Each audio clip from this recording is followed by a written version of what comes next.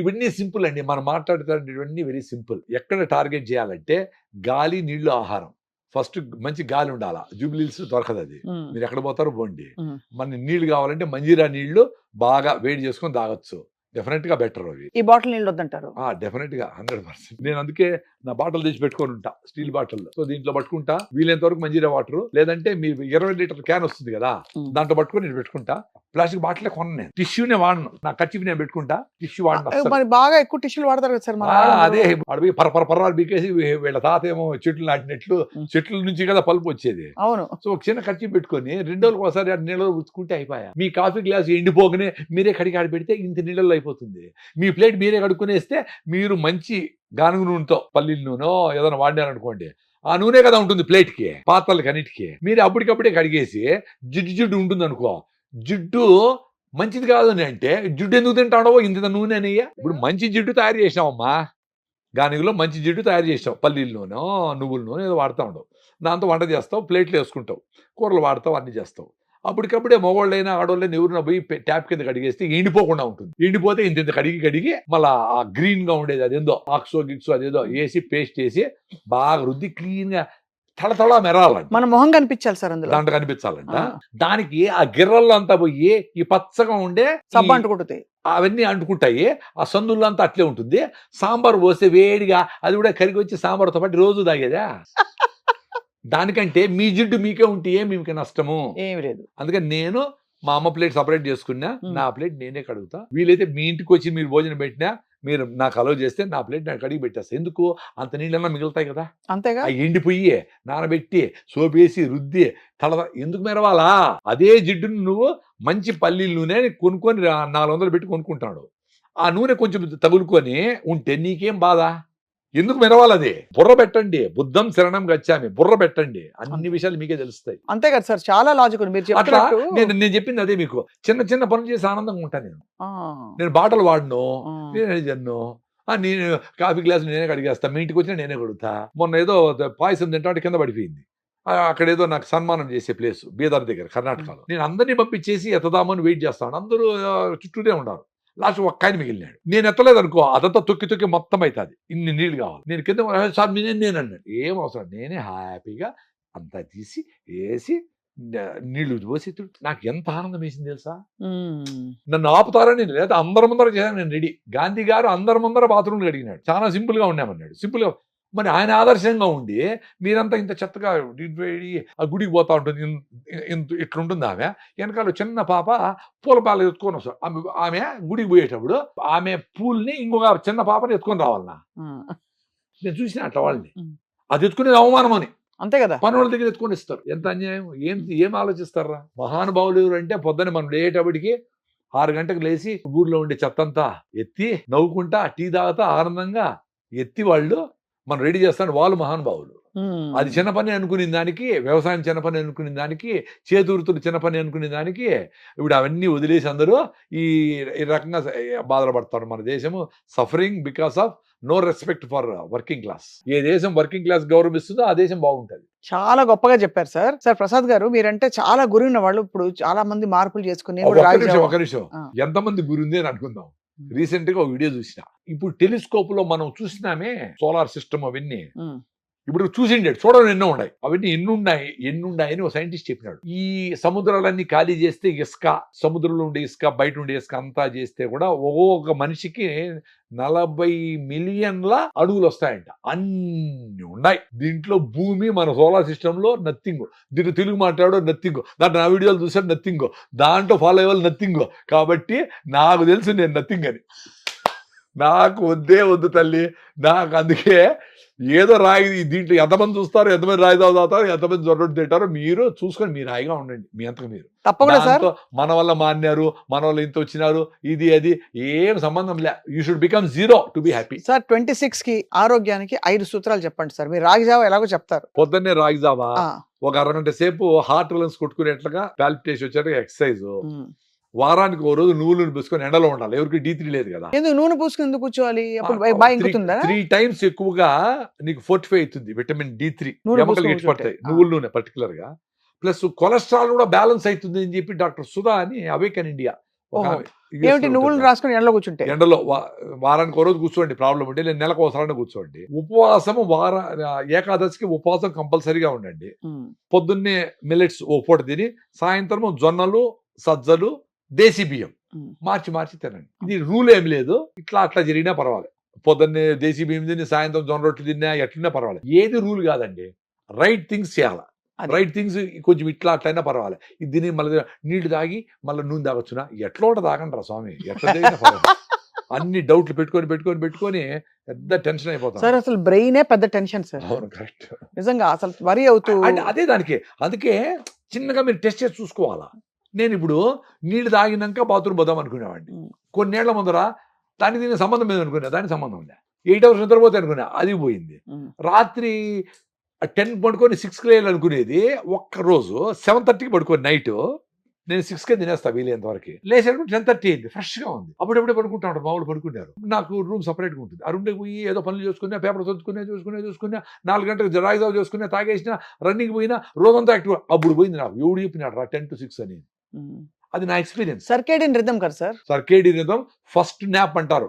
అంటే తినేస్తాను 6 గంటకి, 7కో 7:30కో నిద్ర వస్తుంది చూడు, ఆ నిద్ర అరగంట పోయినా రోజంతా ఫ్రెష్ చూసుకోండి. సో సర్కేడియన్ రిథమ్ కరెక్టే, కానీ అది పెట్టుకోమని సాగొట్టి 8 గంటలు పడుకోమని తప్పు. 100%. అంటే quality of sleep matters and the right time matters.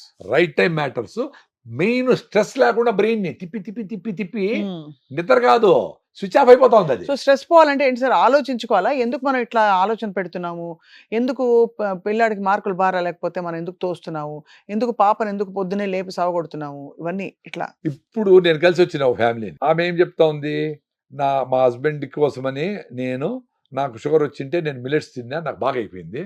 మళ్ళీ మా హస్బెండ్కు ట్రై చేసిన ఆయన మిల్లెట్స్ తినలా, అందుకని నేను కూడా రైస్ తిన్నా, మళ్ళీ నాకు షుగర్ ఎక్కింది అంటాను. మరి ఏంది, మీ హస్బెండ్ కోసము నువ్వు రైస్ తినేది ఏంది?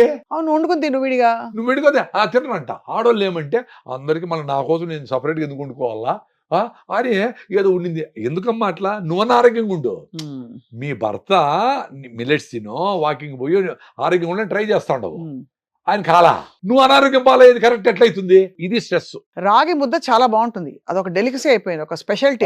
300 కదా రాగి ముద్ద, 300 తెచ్చి మంచి 20 రూపాయలే రాగి ముద్ద. 20 రూపాయలు కూర, దాంట్లో కూర ఇస్తాడు. అది తినేస్తే సాయంత్రం 20 రూపాయలు గడిపేయచ్చు రోజు. కర్ణాటక పోతే రోడ్డు మీద ఫ్రెష్ గా చేసి ఆమె తల్లి మహాతల్లి తీసుకొచ్చి పెడతాది. ముద్ద 20 రూపాయలు, 2 ముద్దలు 30 రూపాయలు, 2 తీసుకుంటే 10 రూపాయలు తక్కువ. సో అందుకే ఎవరు సంపాదన పోదండి. రాగి ముద్దలు తినేసి, జొన్న రొట్టెలు తినేసి హాయిగా రోడ్డు తిరుక్కొని కేబీఆర్ పార్క్ లో నడుచుకొని హాయిగా గడిపేయండి. పని చేయొద్దండి. ఎందుకు చేయాలా? స్ట్రెస్ తో ఏడుస్తా పని ఎందుకు చేయాలా? సూపర్ గా చెప్పారు సార్. అసలు కానీ అంటే వింటే చాలా మందికి రెవల్యూషనరీగా అనిపిస్తుంది, కానీ మీరు అన్న ఎసెన్స్ అర్థమైంది. తిట్టుకుంటూ చేసే పని దానికి అసలు ఒక సార్థకత లేదు. అందుకని నీ తృప్తి కోసం కాదు, ఎదుటోడిని, మీ ఫ్యామిలీని, ఎవరినో వాళ్ళని సాటిస్ఫై చేయడానికి అప్పు చేసి కారు కొంటాడు, వీలు కొంటాడు, బూజాకపోతాడు. నీకోసం కాదు అది. బాడికి ఇంట్లో ఉండిన రోజులు హాయిగా వాడికి ఫోన్ చేస్తే వాడు వచ్చి రిపేర్ చేశా, ఓనర్ వచ్చి. సొంత మిల్లు కట్టుకునే కాటికి అమ్మా ఇది కారే, అది కారే, ఇది రాలా, వాటర్ రాలా, ఎలక్ట్రికల్ గిల్లు చచ్చిపోతా ఉంటాడు. కట్టుకున్నదో వస్తాడు. ఇల్లు కొన్న కూడా పెద్ద స్టోరీ మనం చెప్పుకున్నది. 100%.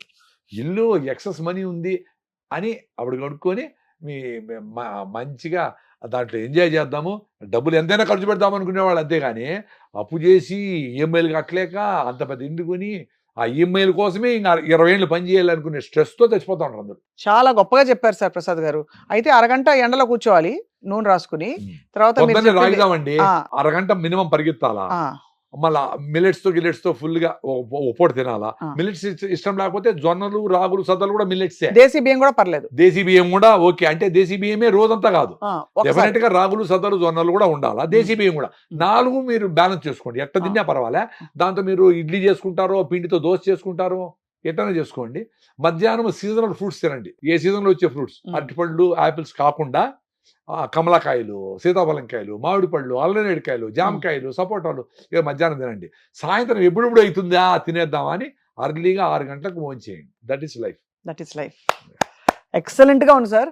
ప్రసాద్ గారు, మీరు చెప్పే హ్యూమర్, మీకు సెన్స్ ఆఫ్ హ్యూమర్ ఎట్టొచ్చిందో తెలియదు, మీ ఇంట్లో ఎవరికుందో తెలియదు సార్, కానీ మీరు చెప్తూ ఉంటే పగలబడి మాకు అసలు నవ్వే సగం స్ట్రెస్ పోయింది ఇప్పుడు మీరు చెప్పిన తీరుకి. నేను నా ఎక్స్పీరియన్స్ నేను చెప్తా. మళ్ళీ అక్కడ టీవీ ఉందా, పోతుందా లేదా ఏం పట్టించుకోను. అందుకే కొంతమంది మా ఛానలే చూడండి, మీరు యూట్యూబ్ ఛానల్ లేదా మీదే నడుస్తారు. నాకెందుకు రా, నా రాగిజావా అనేది ఏదో 100 మంది ద్వారా 100 ఛానల్ ద్వారా అందరికి చేరాలి కదా. అవును అంతే. నేనే పెట్టుకొని ఛానల్లో సబ్స్క్రైబ్ చేయండి, లైక్ చేయండి, బెల్ ఐకాన్ నొక్కండి, నాకేం కర్మ. మాకు వద్దే ఇది. నాకు అసిడిటీ పోయింది, అల్సర్ పోయింది, బాగా బతికి బయటపడినా ఎండోస్కోపీలో ర్యాంటీన్లు లేకుండా. సామాన్యులు ఎవరన్నా అరే ఇంత సింపుల్గా చెప్తానండి ఏమో చూద్దాము అనుకుని సామాన్యులు. పెద్ద పెద్ద వాళ్ళకి పెద్ద హాస్పిటల్ ఉన్నాయి, కిడ్నీలు మార్చుకుంటారు, లివర్, వాళ్ళంతా వేరే సంగతి. సామాన్యులు అరే ఈ మందుల కంటే ఇదేదో జొన్న రొట్టి రాగి జావా చెప్తాడు, ఏదో బాగానే ఉంది కదా అనే లెవెల్ దించేసాను నేను హెల్త్ని. నేనేం కషాయాలు మాట్లాడడంలే, ఈ మిల్లెట్స్ తినండి అనడంలే, ఏం చెప్పడంలే. రాగులు జొన్నలు సజ్జలు ఇంకా వినపడతా ఉంది మన ఇళ్లలో. జొన్నలు తెలంగాణ అంతా ఫేమస్, అంతే కదా. రాగులు కూడా మాట్లాడుతూ ఉంటారు. వీటితో కూడా మీ ఆరోగ్యం వచ్చేస్తుంది అని చెప్తే అరే ఇది కూడా చేయలేకపోతాడమే అని ఏడ్స్ సావాలి మిగతా ఎవరైనా చేయలేకపోతే. అంతే కదా. ఇంత సింపుల్ చేస్తే కూడా మేము చేయలేమంటే ఎట్లా? అంతే. అంతవరకు మనం చేయగలం, దాని తర్వాత వాళ్ళ ఇష్టం. చెప్పుటే మన ధర్మం, వినకపోతే వాళ్ళ కర్మం. ఈ 5 సూత్రాలతో మొదలు పెడతాను సార్ 2026ని. తప్పకుండా మీరు ఎప్పుడు ఊరికి వచ్చినా కూడా మదనపల్లి నుంచి తప్పకుండా మాకు గంట కేటాయిస్తాను. 2026 అంటే వీళ్ళు ఏమన్నా 27 తర్వాత మళ్ళా మనం మటన్ చికెన్ దంచొచ్చులే అనుకుంటారు. లైఫ్ మొత్తం 26తో మొదలుపెట్టి లైఫ్ ట్రాన్స్ఫర్మేషన్ కాండి. ఇప్పుడు నేను రాత్రంతా జర్నీ చేసి పొద్దునంతా మాట్లాడు అరే భలే ఉండాలి నాకే అనిపిస్తూ ఉంటుంది. ఇట్లా బతకాలి కదా. 1 గంట పని చేసి 3 గంటల ప్రయాణం చేసి బెంగళూరు నుంచి మదనపల్లికి ప్రయాణం చేస్తానంటే రేపు లీవ్ అంట. అంటే ఈమె బస్సు తోసుకొని వచ్చింది, ఆ బస్సులో ఏసీ బస్సులో కూర్చొని కార్లో కూర్చొని వచ్చి ప్రయాణం చేశారంట. ముందు గుర్రాల్లో పోతా ఉంటే ప్రయాణం బడలేక అనేవాళ్ళు. ఊపుతాది కదా గుర్రం మీద పోయేది, అంత ఈజీ ఏం కాదు. ఇప్పుడు కాళ్ళు బాగా పెద్ద కారులో బడలకేంది, మధ్యలో మళ్ళీ చికెన్ మధ్య తింటివి, మళ్ళీ కూల్ డ్రింక్ తాగితే, కొబ్బరి నీళ్ళు తాగితే వచ్చి రేపు లీవ్, ఎందుకంటే ప్రయాణం చేసిందంటే. ఏం ప్రయాణం రా ఇది? హ్యూమర్ అనుకుంటే నేను చెప్తాను, రియల్గా జరుగుతున్న విషయం చెప్తాడు. ఇది హ్యూమర్ అనుకుంటే మీరు అనుకోండి ఏం చేయాలి. నాకు అందుకే యుగాండాకు పోతాం కదా, వ్యవసాయం చేస్తాను. యుగాండాలో 9 hours పొద్దున్న హైదరాబాద్లో 4:30కి ఎక్కితే అక్కడ టైం 1:30, ఇక్కడ టైం 4:30 దిగుతా. దిగతానే అట్లా నీళ్ళు అడుగునేసి నేరుగా వేసి పనులు దిగిపోతా. ఎవడు చెప్పినాడు? బ్రెయిన్ తొక్కాలు వేసి రెస్ట్ అడుగుతాందంటే నీ అబ్బాయి ఏం చేసినావే రెస్ట్ గాని అడగాల. ఫ్లైట్ లో ఏం తింటా సార్ మీరు? ఏమి తినకుండా పోతా ఉండే. ఇప్పుడు అక్కడ పోయి అరటిపండు తింటా, పైనాపుల్ తింటా, అవకాడో తింటా, దానికి రెడీగా ఉంటా. ఇప్పుడు ఎక్స్పీరియన్స్ కి రెడీగా ఉండాలి కదమ్మా. అవును అంతే. ఇంటికి పోయి భోజనం చేయాలంటే భార్య నీట్ గా వేడిగా చేసి పెట్టి ఉంటుంది అనుకొని పోవాలా. ఈడ మధ్యలో 2 బజ్జీలు 2 పురుగులు తినేసిపోతే ఆకలి తెచ్చిపోయా. ఆడపోయి ఏం ఎంజాయ్ చేస్తావు? రెడీగా అండి ఏ దేనికైనా. వర్షాకాలానికి రెడీగా అండి. వర్షాకాలంలో ఎండ వచ్చిందంటే దాన్ని రెడీగా అండి. వర్షం వచ్చినప్పుడు నానకూడదు, ఎండకు చల్లగా ఉండాలా, సరిగ్గా వేడిగా ఉండాలా, 18 degrees ఎప్పుడు ఉండాలా. మామూలు చచ్చిపోతే పెడతారు ఫ్రిడ్జ్ లో అట్లా అట్లా ఎప్పుడు 18 degrees ఏం బతుకులరా. ఎక్స్పీరియన్స్ కాండి. అందుకే నేచరే మీకు వేసవి కాలము, వర్షాకాలము, శీతాకాలం. శీతాకాలంలో ఎండలో అబ్బా భలే ఉంది అబ్బా ఆ ఫీలింగ్ రావాలి కదా. మెట్ట దొక్కి సైకిల్ మళ్ళీ డౌన్ పోతే చెమట ఆరుతా ఉంటే అబ్బా భలే ఉంది అనుకునే ఫీలింగ్. ఎప్పుడో డౌన్లో పోతా, ఎప్పుడు ఏసీలో ఉంటే ఏం ఆనందం ఉంది. ఎక్స్పీరియన్స్ కూడా అంతే, కష్టం రావాలా. అరే ఇట్లా సాల్వ్ చేసుకోవాలి, ట్యాప్ లీక్ అవుతా ఉంది, దానికి వాషర్ మార్చి అరే భలే అట్లా చిన్నవి హ్యాపీగా ఉంటాను నేను. మా ఇంట్లో అన్ని నేనే చేసేది. నేను నిక్కర్ వేసుకొని తొట్టి నేనే దిగుతాను. మా పిల్లలు ఎవరు ఎక్కలేదు దిగలేరు. నేనే దిగి కడిగి అమ్మ క్లీన్గా ఉంది. హ్యాపీనెస్, సింపుల్గా వచ్చే హ్యాపీనెస్ ఇవన్నీ. అట్లా బండికి పంచర్ కావాలా, పంచర్ వేయాలా, అప్పుడు పోవాలా. అట్లా లైఫ్లో కష్టాలు. కృష్ణుని కూడా కుంతీదేవి లాస్ట్లో కృష్ణ ఇన్ని రోజులు మమ్మల్ని కాపాడినావు, నా కష్టాలు ఈ వద్దని చెప్పడంలే. కష్టాలు వచ్చినప్పుడు నువ్వు ఉండి మాకు మార్గదర్శనం చేస్తావు, మాకు ఆలోచనలు మంచిగా ఉండి సాల్వ్ చేసుకునే శక్తి అని అడిగింది. అట్టుండాలి. కష్టం రాకూడదు స్వామిని దేవుని అడిగేది కాదు. కష్టాలని ఎట్లా సాల్వ్ చేసుకోవాలో నీకు 100 ఆపర్చునిటీస్ ఉన్నాయి సాల్వ్ చేసుకునే దానికి. అది ఉంటే ఎవరు డిప్రెషన్స్ కాదు, అది అడగాలి. అంతేగాని స్ట్రెస్ రాకూడదు. ఏడ దిగుతావు, ఏడిపోవాలా, ఎవరు పికప్ చేస్తారు, ఏడు ఉండారు, యా హోటల్ అన్ని ఆర్గనైజ్ చేసి పెట్టేసి వీళ్ళ బుర్రే పని చేయకుండా అమ్మ అది వచ్చినా ఎందుకు అట్లా. మళ్ళా ఏ కష్టము రాకుండా ఉండాలా. మళ్ళీ స్కేరీ హౌస్ పోయి 100 రూపాయలు ఇచ్చి ఆడ బ్యాన్ బెదిరిస్తాడు. బెదిరేది లైఫ్లోనే ఉండిరా. పంచర్ కానీ నైట్ టైం ఏదో నిలిచిపోని అవన్నీ లైఫ్లో వచ్చేటట్టు ఫేస్ చేయాలి కదా ముందుగానే. ఎందుకు రాకూడదు? ఎవరికో ఏదో జరిగింది, అమ్మాయికి రాత్రి ఏదో జరిగింది అని మనందరికీ జరుగుతుంది అనుకుని భయపడిచ్చేసింది ఎందుకమ్మా? అంతే కదా సార్. నీకే నువ్వు తీసుకుంటావు, నీ జాగ్రత్తలు నువ్వు తీసుకుంటావు, దానికి రెడీ అయ్యేట్టుగా పెట్టాలా పిల్లలనైనా. నువ్వు అందరూ అట్లున్నారు, దేశమంతా జడిపినారు, అందరూ మోసగాళ్లే అని అంటే వాళ్ళకి హోపే పోతుంది లైఫ్ మీద. అద్భుతమైన వ్యక్తులు ఉంటారు, మన దేశంలో ఉంటారు, బయట దేశాల్లో ఎక్కడైనా ఉంటారు. అంతే కదా సార్. మీ పని ఏంటి? జర్నీలో ఉండాలా. జర్నీ నుండి వదిలిపెట్టుకుంటా, కంపుని వదిలిపెట్టుకుంటా పోతా ఉండాలా. నువ్వు నిలిచిపోతే హుస్సేన్ సాగర్ అయిపోతావు, కంపు కొడతావు. జర్నీలో ఉండిన రోజులు అద్భుతమైన వ్యక్తులతో కలుస్తావు. దాంట్లో జల్లెడు పడితే అందరు రాలిపోతారు, జాతిరత్నాలు మిగలుతారు.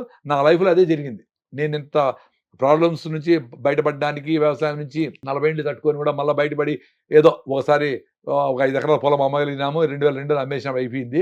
దాని తర్వాత బయటపడేదానికి మా ఫ్యామిలీ, మా వైఫ్ అన్నీ చూసుకుంటుంది, మా పిల్లలు, మా ఫ్రెండ్స్, సొసైటీ ఎంత హెల్ప్ చేస్తే నేను బయటపడేది. నేనేం పెద్ద తోపా, నిజాయితీగా ఉంటాం మా ఫ్యామిలీ, కరెక్ట్గా ఉంటారు, మోసం చేయరు అనేది తప్ప ఏమీ లేదు. మా ఊర్లో మా బంధువులకి అందరికీ ఉన్నట్లు పెద్ద పెద్ద ప్రాపర్టీస్ ఏమి లేదు, మేము వ్యవసాయమే. దాన్నే ప్రేమగా గౌరవంగా 100 మంది మనుషులతో వర్కర్స్తో కలిసి 40 ఏళ్ళు జర్నీ చేస్తే అప్పుడు తపస్సు అనేది అదే. తపస్సు చేసినాము, రాయినైనా కాకపోతే రామపాదం సోకగా అంటే అన్నేళ్ళు అహల్య వెయిట్ చేస్తే ఆమెకి ఏదో రాయి. అట్లా అన్ని రోజులు ఏ పనైనా గౌరవంగా చేయాలా. మీరు యాంకరింగ్ చేస్తా ఉంటారు, ప్రేమగా గౌరవంగా చేయాలా. అంతే కదా సార్. దీన్ని పక్కన పెట్టేసి స్వయం కృషిలో చిరంజీవి గారు ప్రాబ్లం వస్తే, స్ట్రెస్ వస్తే పోయి చెప్పులు కుడుతూ ఉంటాడు. అట్లా నీ పని మీద నీకు గౌరవం ఉండాలి. అది వదిలేసి దాంట్లో డబ్బులు నేను దీన్ని నిధులు పెట్టేసి, దాంట్లో వాళ్ళు దీన్ని నిధులు పెట్టే పరిగెత్తా పోతా ఉంటే అక్కడికి దేర్ ఇస్ నో ఎండ్. అట్లా ఇప్పుడు మాకు 100 ఆపర్చునిటీస్ వచ్చినాయి. అగ్రికల్చర్లో హండలు పోవచ్చు, హెర్బల్స్ చేయొచ్చు, ఇంకోటి చేయొచ్చు. అట్లా రకరకాల బ్యూటిఫుల్ పీపుల్ అందరినీ పుల్అప్ చేయగలిగిన. That is the beauty. అంతే కదా. When you flow you will get beautiful people. అన్ని కలుస్తాయి. నిలిచిపోతే నాకు జరిపింది కదా, నిలిచిపోతే అయిపోయినట్లే కదా. Beautiful sir. నా లైఫ్ గురించి చెప్పినా మీకు, నేనేమి ఎక్కడి నుంచి తీసుకొని చెప్పలా. యాజ్ ఐ మూవ్ అయ్యే కొద్దికి ఇప్పుడు ఎక్కడో పోయినా గుండ్లపోచంపల్లికి ఎవరో గుర్తుపెట్టారు, ఎవరితో పోయినా వాళ్ళు గుర్తుపెట్టారు, వాళ్ళ ఇంటికి పిలిచిపోయి ఆ అబ్బాయి ఇక్కడికి వచ్చి డ్రాప్ చేసిపోయినాడు నన్ను. వాళ్ళ వైఫ్ నాకు పెద్ద ఫ్యాన్ అంట. ఆ అమ్మాయి ఎందుకు పెట్టి నాకు పెట్టి మరి ఏంటి ఇంత చేస్తా ఉన్నాను అంతే సొసైటీకి. ఇవన్నీ నథింగ్. నాకు సొసైటీ చేసినందుకు పోలిస్తే నేను చేసే సొసైటీకి నథింగ్. చాలా మంది అంటుంటారు సార్ మీరు అన్ని బలి చేస్తా ఉన్నారు. ఒరే నాయన సొసైటీ ఎంత చేస్తా ఉందంటే నాకు ఆ చెట్లు, గాలి, మనుషులు ఎంత హెల్ప్ వస్తుంది. సొంత లాభము కొంత మానికి పొరుగువానికి సాయపడే గురజాడు గారు చెప్పింది. కొంత మానుకుంటే చాలు నీకు అంత హెల్ప్ వస్తుంది. ఆ కొంచెం మానుకుంటే చచ్చిపోతారు వీళ్ళు. ఏమో అని కొంచెం మానుకుంటే your personality will be beautiful, your life will be excellent. Wonderful message sir and wonderful sharing. మీకు నమస్కారాలు. Thank you very much. మీకు కూడా నమస్కారం.